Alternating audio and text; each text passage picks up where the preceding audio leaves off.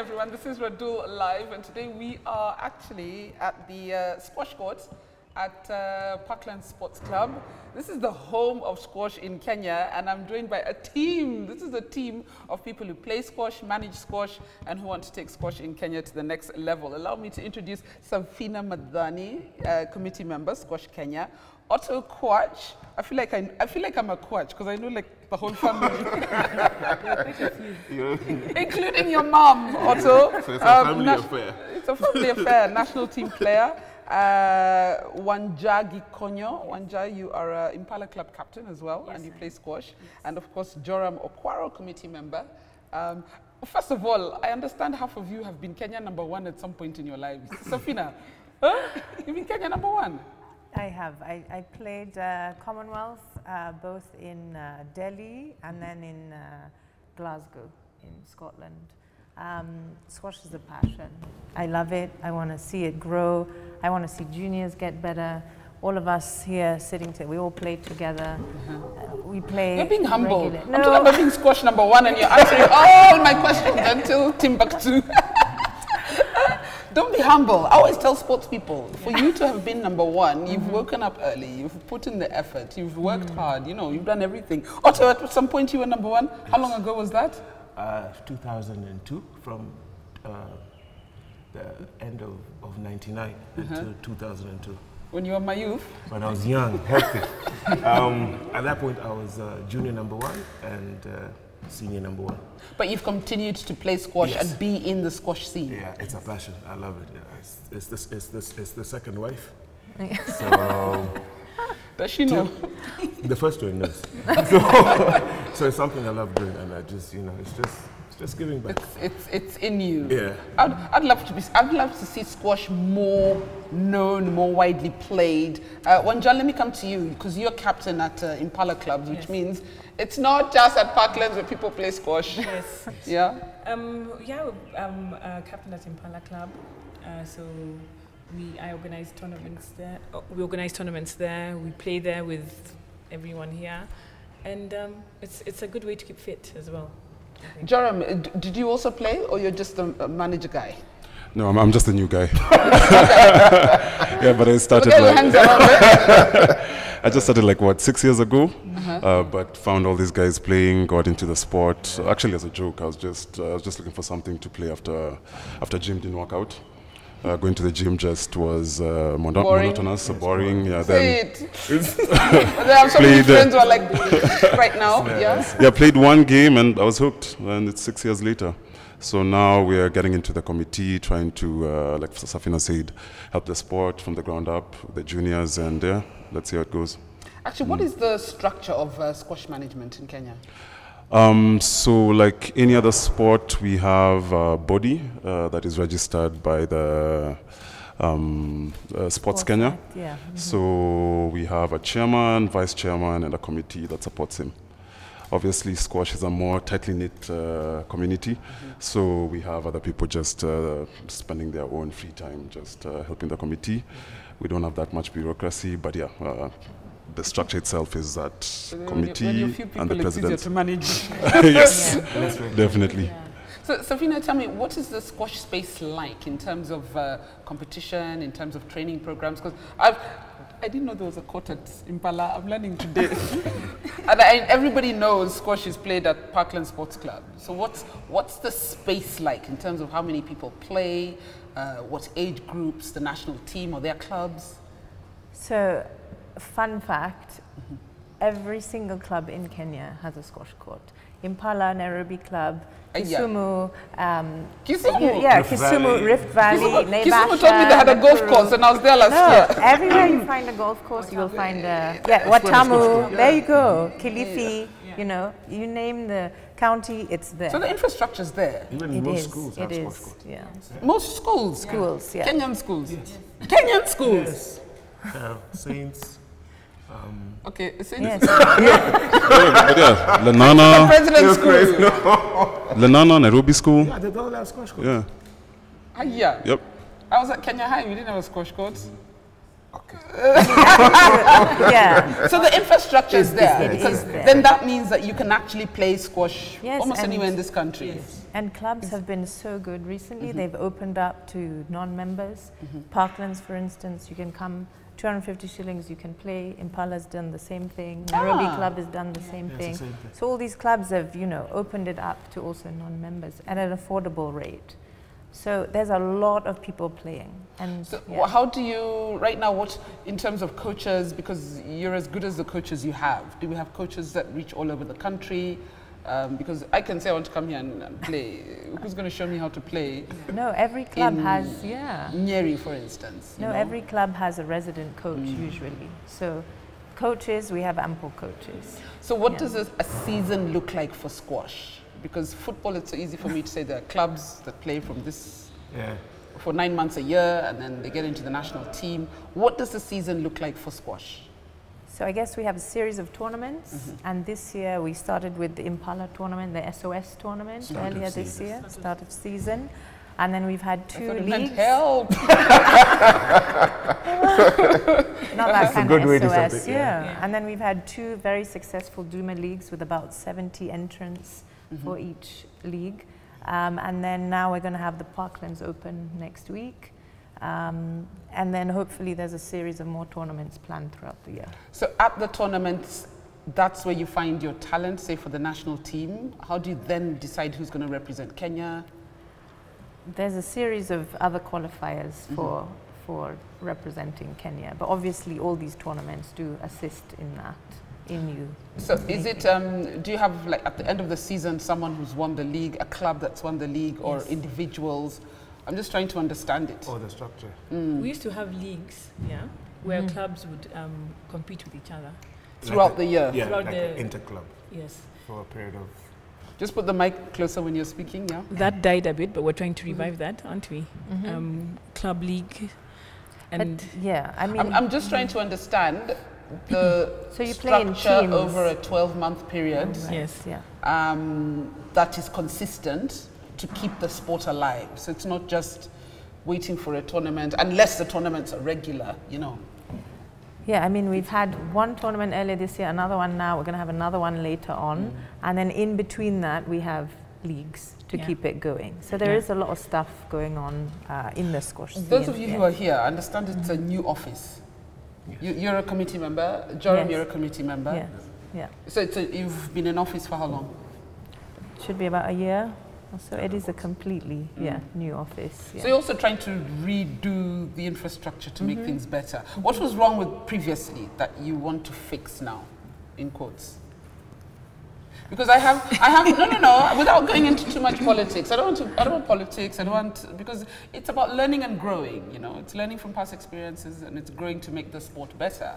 But I know for one, I did squash stories, guitar, bro. I can't remember who used to text me, but there were always issues, but I want to look forward. I think when COVID hit, excuse me, everything died. And there was a stalemate.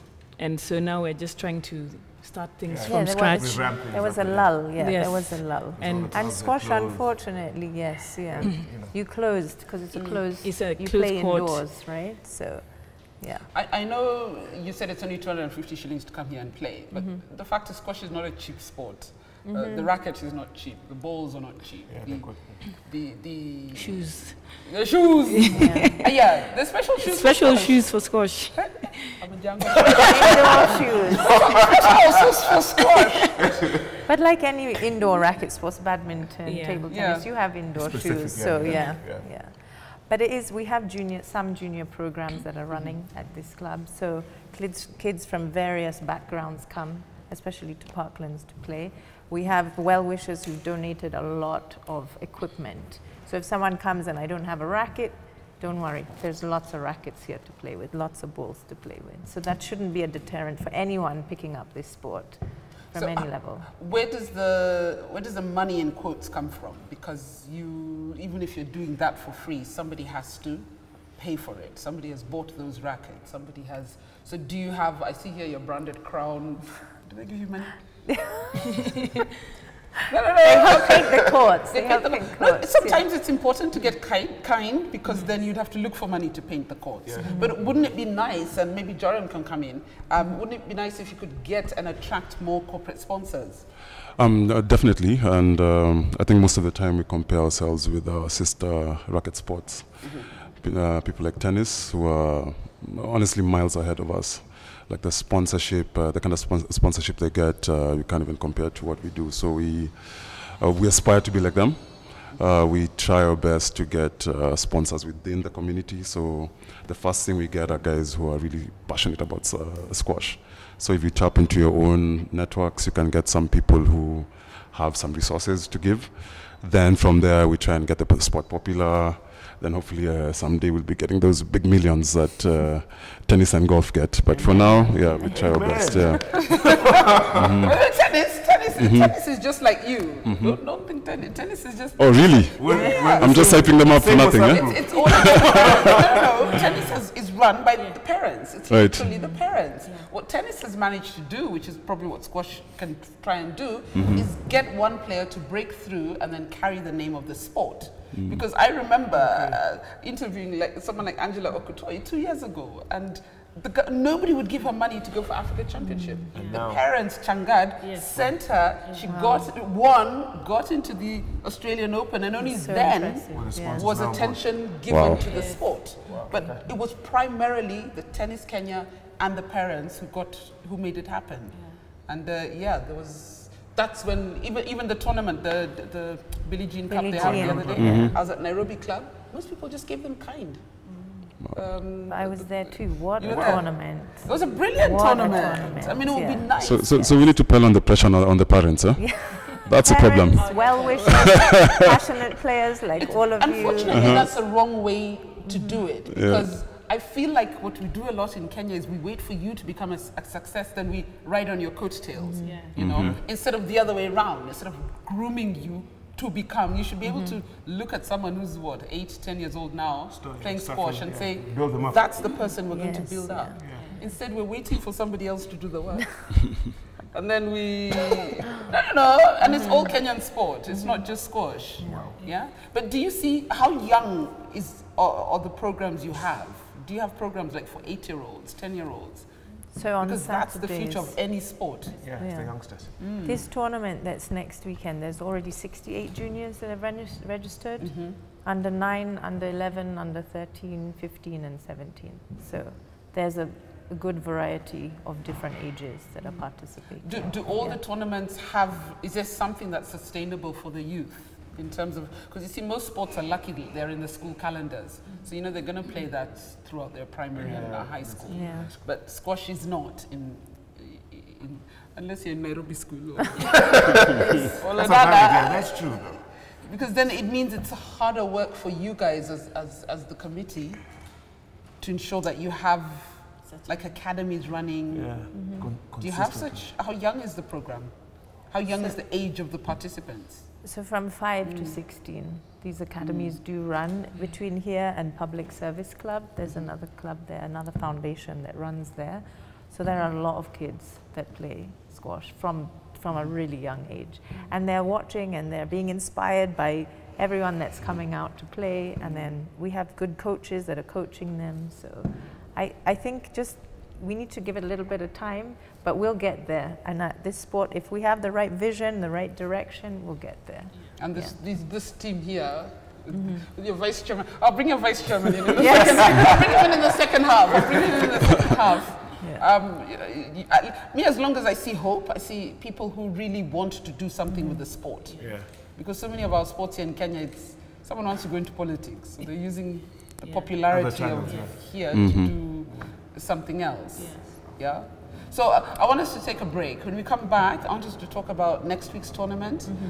You told me there's some important people coming to town. VIP. Yeah. VIP coming to town. So I want you to tell me about that. And then, at some point we're going to get onto that court. Okay. Not we, you are going to get onto that court. So we're going to take a short break. Which camera am I on? Okay, we're going to take a short break. When we come back, yeah, we're going to talk more about squash. Let's find out more what we can also do as fans, you know. Me, I love all sports, but I've never watched a squash game in Kenya.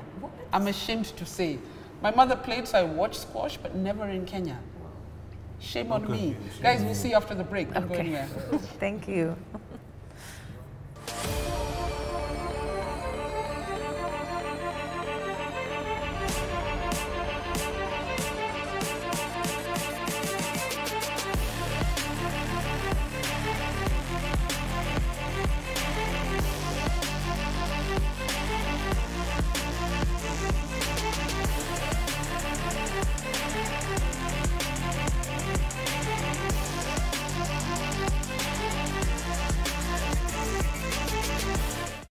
Welcome back. This is Rodul Live, and I wish we were recording during the break because we've had a good laugh. We are at the Parklands Sports Club in the squash court, yeah, we're talking about squash in Kenya. We're now joined by Yadav, Jani, Vice Chairman of Squash Kenya as well.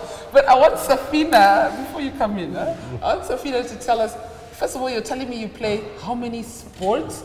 And not just play, because we all played in school, but played like semi-professionally. Yes. Those you're good at, those you're good at, apart from squash, since we already established that. Yeah, no, I grew up playing tennis. That was my first love and my first sport, yeah. So I did represent Kenya for the ITF, for junior tournaments, and then later on I switched to squash. What? So, yes. This is just new. I didn't know. I knew she was good at tennis, but I didn't know Kenya a normal person like yourself. Superstar. And you also played badminton? I play many sports. Just give her a racket. You're That's being the too bottom line. modest. Give her a racket. Yeah. I played badminton. I used to play for nationals. In fact, I was a Botswana Open champion with my mother as my doubles partner. But long before you guys were born. Long before you guys were born. Wow. Oh, but that's fantastic. So you're just, sports is in your blood. It is. And and even golf, you're telling me your kids, you're also introducing your kids at this point. My kids, they are not allowed to be lazy if they have a mother like me. So they're with me everywhere I go. The golf course, the squash courts, the tennis courts, badminton, table tennis, and now paddle. There was this new sport called paddle. But I have to feature paddle, it's squash-ish. Yeah. It's new. Ish, yeah. You know, Eliud Kipchoge is one who said if we're an exercising nation, we'd actually cut our health bills in half because of just being active. Yeah. So anyway, I want to bring you into the conversation, Yadav. Yadav. Yadav, yeah. Okay, what's the easiest way? What do people call you? Chairman. Chairman. It's easier to say. It's easier to say. Yeah, but that wouldn't even be correct. Yeah. Vice Chairman. Vice Chairman. But no, Yadav is good. So you're you're Vice Chairman of Squash Kenya, which means you're also in the committee and all that stuff. What are your plans for squash in Kenya? My vision is big, right? I almost say I will not rest until we have like some world tournament in the middle of Masai Mara. Oh wow! Fantastic. Yeah, honestly, like that's my vision. Last year, in 2021, 22, when COVID just started dying down, we held a squash tournament here after a pretty long time. We had Zambians, we had Nigerians. This gallery where we're sitting right now was completely packed. So that was like the first step towards that vision.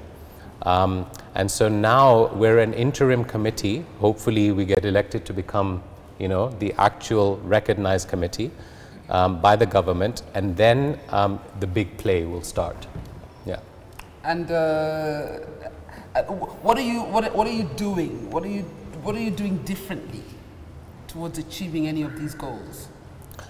The thing is that because what we're doing differently, it doesn't sound like amazing when I say it, but we're 8 committee members. So each of us have been designated with a particular task, right? I think before there was lesser committee members, so you couldn't really divide and conquer. So now, like if you see like Safina, myself, and who's our third? Maureen. Yeah. So Maureen, Safina, and myself, we've been asked to look at juniors and develop that.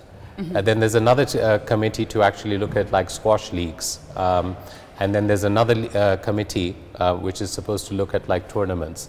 So you see, the idea is wholesome, it's 360. But that's important. That's right. It is. Yeah, it's important that there are people focusing on different aspects. Yeah. And then you allow them to grow that area of the game, because it's Yeah. not one solution fits all. Yeah. So you were telling me about next week there's the Parklands tournament. Tell me about that. So who's going to talk about that? Safina, who's organizing? It's yours. Safina is the best person to speak about that. So far, we have a junior and senior tournament planned next week. We have, the deadline is tomorrow to register. Those who haven't registered, please do. There are 30, as of this morning, 35 entries for the senior tournament and 68 entries for the junior tournament. Wow, Yeah. that's big. It's huge. That's So huge. it's running from when to when? It's Friday, Saturday, Sunday, but the junior tournament will just be held on Saturday, the 8th of That's July. the other, yeah. Next weekend. Next yes. weekend. Yeah, but then you have, so you have juniors competing, and then you have normal, it's clubs that are coming? So Or it's anyone people who from registers? anyone who registers, it's open. It's an I open register? tournament. Please do. Yeah. Be out in round zero. Please do. We'll get really good coverage. Comedy of errors. It'll be fun. Serious comedy of No, errors. it'll be fun. You have an international coach and a player coming to Kenya. Tell me about that. Yes, we have a French coach whose name is Bernard Tissot. I don't know if I'm pronouncing his name correctly. Bertrand. There you go. Bertrand. Bertrand. Play. Yeah. Bertrand Listen to him, Tissot. Sugura. He told us that's her nickname. And he's coming with the top junior player from France that he trains called Amir Khalid. What this coach is going to do, he's going to do a series of workshops, trainings, and the kid that he trains, Amir, is also going to do some exhibition matches. One of them is here in this gallery, and he's also going to play in the tournament. So it'll be tough competition for us here in Kenya. How important is it for us to expose ourselves? Maybe I can bring you in, Otto, to what's happening in the rest of the world. Because, I mean, we're only as good as The people our that we four play corners, with. you Yeah. know. I think that's what it's one of the things that has been missing, the exposure or inviting the coaches and the players to come over. So it's a start. You know, you always have to start from somewhere. From somewhere. So hopefully after this, it will be bigger and better, but baby steps. Baby steps. So where do we rank in international tournaments? In Africa. Or even regionally, Africally and international. Okay, so Such a word. in Africa, in the All Africa Games, which was played earlier this year, right? Earlier this year, Kenya did really, really well. We came 4th, actually. And that's considering that Egyptians were there. Egyptians are at the top of the sport. They're serious about everything. Yeah. But Egyptians, even if you look at like the world top 20, Rankings, yeah. I think 10 or 12 of them are Egyptians, both men and women. They're really, really like far ahead. Yeah. So it's like even if Egyptians send their like number 70 or 80, yeah, they'll be competing. And that's more like a praise for them. It's not a discredit to our players. But we had Muqtadir Nimji, James Dalidi, Bruce I had Jusa. James on this show last year. Yeah. Bruce Jusa, and actually Ilyasin Nimji, Mux's younger brother. So he's only 16, but he actually went for the games, and he actually did pretty well. So with this team of 4 people in the All Africa Games, we actually got to the semis, so we came 4th. Who were the other teams to watch on the continent apart from Egypt? Nigeria. Nigeria? Yeah, Nigeria. They're like 300 million people. Yeah, but They have They the better be numbers. good at everything. yeah. So there's Nigeria, South Africa, Zambians are really good as well.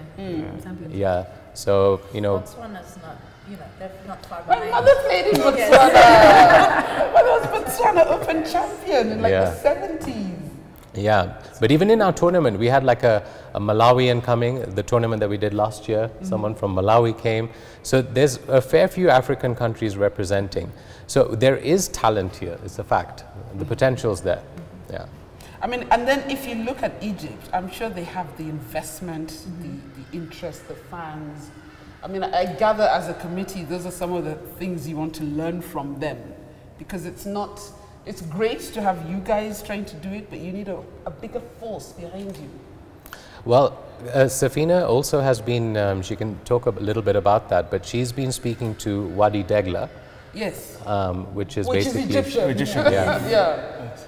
So hopefully that'll be promising. If we are having an exhibition match at Wadi Degla on the 6th of July. Oh, fantastic. So this French junior kid will be playing there, an exhibition versus a Kenyan elite player. Yes, so it's basically they've opened the doors to everyone to come to do a mix-in, and then they're going to have an exhibition match. And hopefully from there we'll have more the relationship building with Wadi Degla, because the last, it was World Championships they just had in Egypt. They had the outdoor court outside of the pyramids. That was where their tournament, yes. A glass court. Glass court. You set it up. Yeah. They literally built it for the tournament. Exactly. Yeah, so that's what I'm saying when we have it in the Mara. So It's the that's same not concept. us building something like this in the Mara. It's building a proper glass court, which doesn't take long. It's not even that expensive actually to build. But you build it. It's not permanent. It's not permanent, but I mean, think about it. You know, if two players are playing and there's like a few giraffes in the background, that wouldn't be bad, would it? I mean, we keep talking about sports tourism, and That's there the whole should be a point. way we Yeah. can use our natural tourist infrastructure to promote sports. Like that would be fantastic. That would. So if you know the tourism minister, you please connect us. Actually, I do. I was Appeal, that please. was the Yeah. assistant. The tourism. She was supposed. Is it she or he? I know that she came. I think that's the assistant. Came for the Soya Awards. So yeah, I mean, they should think of doing things like that. Yeah. Because we're not exploiting what we have. No. Heck, I can imagine what that looked like. I've been to the pyramids, if I can show off. I went for football for AFCON in 2019. So Yeah. I went to the pyramids. But I can just imagine, I didn't see it. Yeah. But I can imagine what it looks like to people who are not even interested in the sport. You know, it can attract you. Exactly. Wow. Yeah, and in New York, they have it at the Grand Central Station. They put up a court at the Grand Central Station for everyone to come and watch. So Yeah. this is where squash can be played, anywhere, including the Mara. So we need to get creative, because it's harder telling fans go to Parkland Sports Club. Yeah.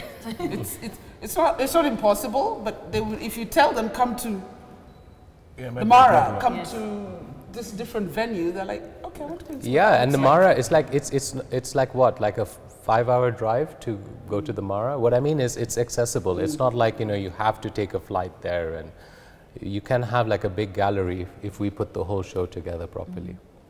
So what are our dreams and aspirations as we wind up, and then we still have to play some squash. Actually, whatever we play, we'll edit it into the conversation. Yeah. What are your hopes and dreams? Where would you like to see? And I'll ask all of you that. Safina, I'll start with you. Where do you want to see squash in the next couple of years? So I'd like to grow our junior pool talent. I want to see us competing and be measurable to the people who are world class, and that's the Egyptians who are at squash. That's where I want squash to be. If you like, yes, but it's good to dream big, then at least you get somewhere. Jora. Yes, I mean definitely the juniors, but just generally speaking, I'd love for more people to play squash, and for us to have a situation where we have gyms all over Nairobi that have courts, because right now courts are mostly in clubs. Yeah. Clubs need membership. Yeah, we want it to be so popular that your local gym has a squash court. Accessible. Yeah, so more accessibility. Because you were telling me that the amount of calories you lose in one game. Oh. 600 in half an hour. 600 calories in half an hour. Yeah, that's if Safina plays though. The rest of us is like 200 pounds. Okay, I'm joking. And as Yadav was saying earlier on, Forbes did a study, and squash was #1. It's the #1 sport. Yeah.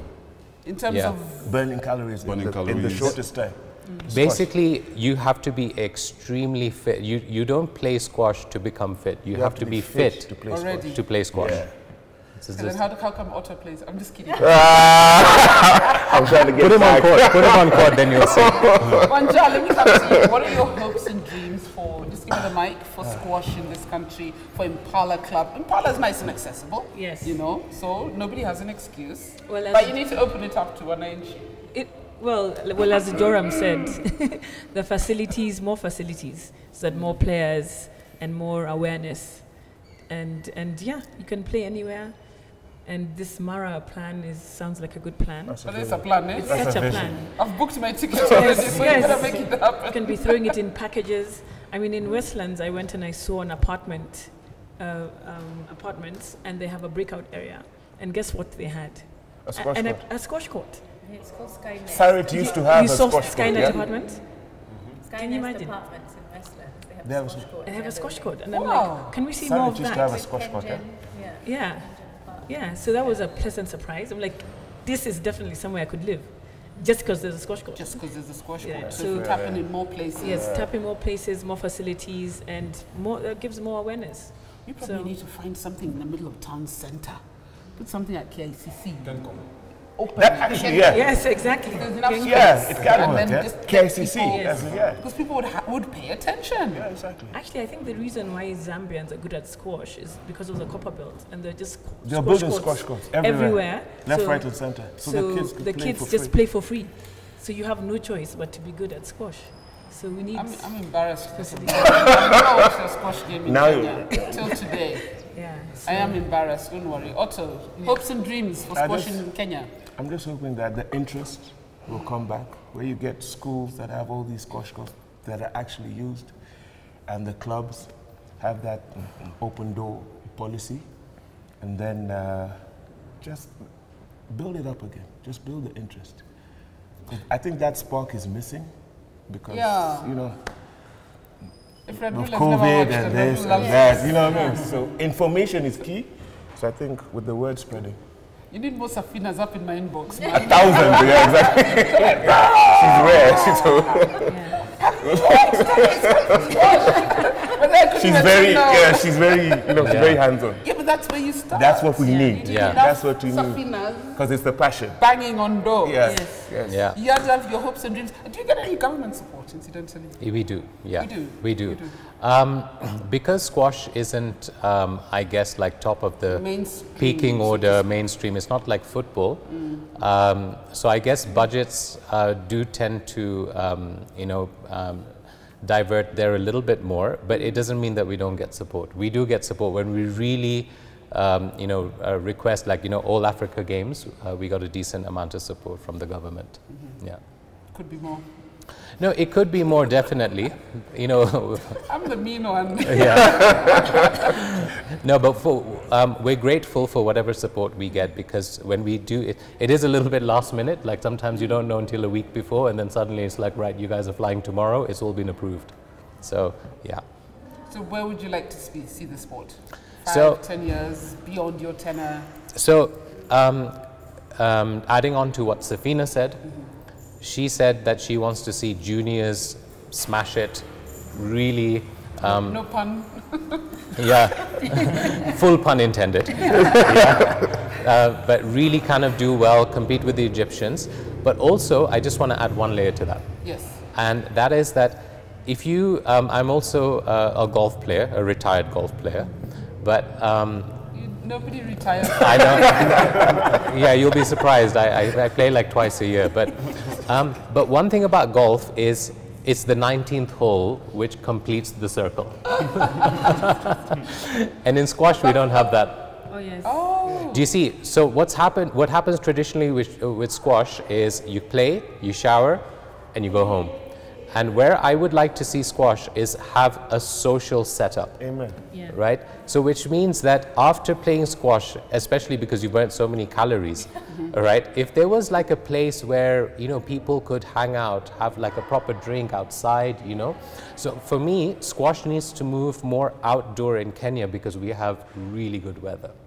So if we have like paddle, if you look at, there's a place, paddle in Gigiri, yeah? very close to my house. They've set it up so well because there's like a nice cafe and there's 3 courts. So people socialize, people watch, and people play. And that's what squash needs to be. Yes? More social. It needs to be social. Afterwards, there needs to be those cafes, there's places where people hang out. That's what I would like to see in the next 5-10 years. You need to build a club. He has the vision. That's brilliant. Yeah. But it's a good idea because then you attract the people who are not hardcore. Yeah. That's the thing. Yeah. That's how you do it. Everyone should play. Come and play for half an hour. It will make you so fit. Squash will. It'll make you sweat, but then you'll enjoy your croissant more afterwards. Well, I'll come for the talk. You'll give me the details. At least one day next week. Yes, sir. Yes, please. You know how many women are now playing squash? I just have to knock on your door and inbox you all the time. But dude, now you have my number. Now you have my. Oh, sorry. More women playing squash, more girls playing squash. That's what I want to see. That's where I want to be later on. And we're making an attempt. Yeah, there you go. But you said get fit first. So no. But thank you guys. Thank you guys so much for having us. me today. Oh gosh, I've actually enjoyed this session. And now I've been challenged to come and watch a squash game, to bring my friends to talk about it and to try and get this game in the mainstream, at least a little bit, one step at a time. Yeah. And Otto's always in my inbox, but he's never told me about squash. Shame on you. I'm sorry. What do you talk about? She's an Arsenal fan. Religious, and then he's a football fan. Well, he talks The a little banter. bit. So Safina was like, bam! Safina was very direct. Thank you, But Safina. I love it when you do that because it shows the passion you have for the sport. And nobody will come to the sport if the owners of the sport are not as passionate as they should be. But thank you guys. Now, I hope I'm going to get everybody's name right. Safina Madhani, committee member, Squash Kenya. Jora Mukwaro, committee member. Otto Kwach. Salute. Arela. Family. Everywhere I go with my sister, people are like, hey, Radul. I'm like, specify. Which one? So when I say Kwach, I mean Edward. But now there's another one. Okay. Wanjagi Konyo, chairperson of Impala Squash. Yes. And of course, Yadav Jani, vice chairman of Squash Kenya. You guys, thanks. It's been my pleasure. Thank you. But you didn't tell enough of her secrets on air. That's all. I want to have a good day afterwards. Well, you might go to your locker and your rocket. But thank you guys, and I hope you've had a good introduction to squash today. And just, by the way, we didn't even do this. Who can, in 30 seconds, summarize how squash is played? Safina. In like 30 seconds. Like, it's 2 people in a court. We'll actually demonstrate. Yes. So don't worry, you don't have to explain too much. And then the rules, you go until? So you play best to 11 points. Best to 11 points, kind of badminton-ish. Yes, and anyone wins the point. It's not necessarily the server wins the point. And you have to play within the red lines and above that tin that you see there. At the bottom. At the bottom. So the serve goes above the red line, just the first serve. And then after that, you can hit it anywhere. Except the tin. Except the tin at the bottom. And the sides? You can use the sides to hit it onto the wall as well. Okay, and don't hit your opponent. Yeah, most important. Try not to. All right, guys, thank you so much. It's been my pleasure. We're here at the Parkland Sports Club. And that's your name is? Thank you for watching Yadav Live, and we'll see you again next week. And don't forget to come for the tournament here next week as well. Bye-bye.